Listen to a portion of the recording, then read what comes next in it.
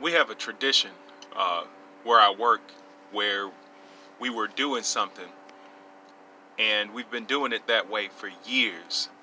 And here of lately, it's been causing problems for me. And um, the problems come as a result of other people's actions.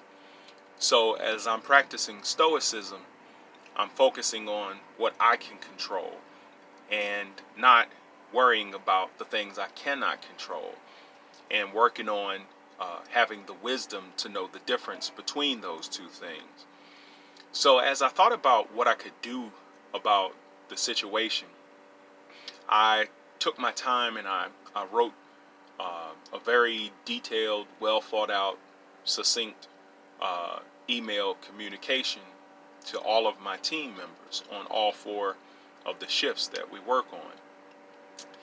And um, I felt like my reasons for wanting to discontinue that tradition, that particular tradition, were very logical and well thought out. And at the same time, I did not get the result that I was looking for. So one of the things that we practice in Stoicism, and Stoicism talks about, is focusing on what you can control. Now, obviously I couldn't control whether or not my peers agreed with me, but what I could control was the type of argument that I presented for my peers. In the Hindu tradition, I think they call it karma yoga, which is where you put your best effort into what you can control and don't even worry about the end result of your labor. You just put your energy and focus into the process. So when I got to work and I realized that several of my peers had responded to my email indicating that they did not wish to discontinue the tradition, my initial reaction was to use what I have come to term a stoic mask. Now, let me explain what I mean by that.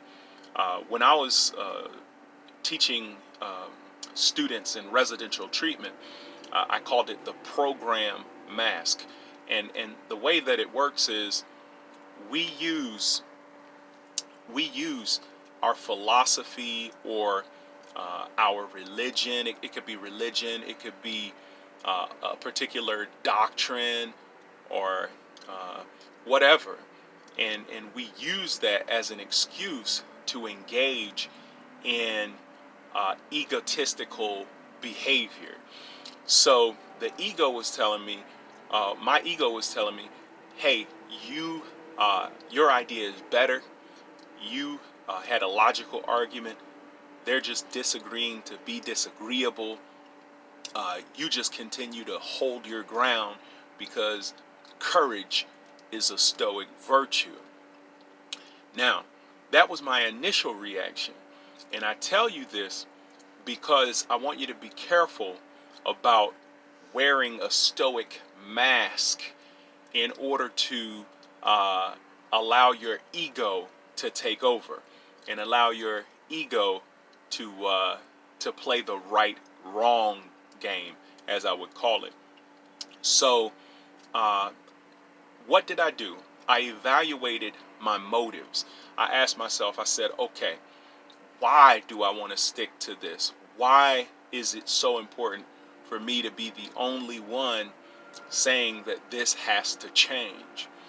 And as I evaluated that, and I thought about the cost of the group themselves and the reasons that they gave for their perspective in wanting to continue that tradition, I decided that it was more stoic to demonstrate humility and to demonstrate a willingness to listen to the concerns of my peers and to not allow my ego to put me in a position where I felt the need to be right. Because even though they didn't necessarily change my point of view on the situation, I was able to see it from their perspective, appreciate their perspective, and although I disagree with their perspective, I was able to acquiesce to their perspective for the good of the group. Okay? So, for the good of the group, for the cohesion of the group.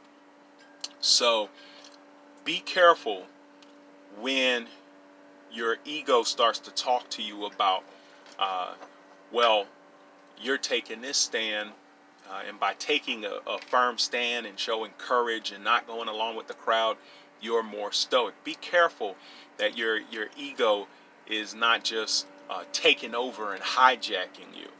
Check your motives. Make sure that you're doing, if you think you're doing the right thing, make sure you're doing it for the right reasons. Because it's very easy to get caught up in playing the game of right and wrong, and instead of growing in your philosophy and in your journey, what's actually happening is you're impeding your own progress. So that's what I learned for today. I hope that that's helpful to you guys. Have a great rest of your day.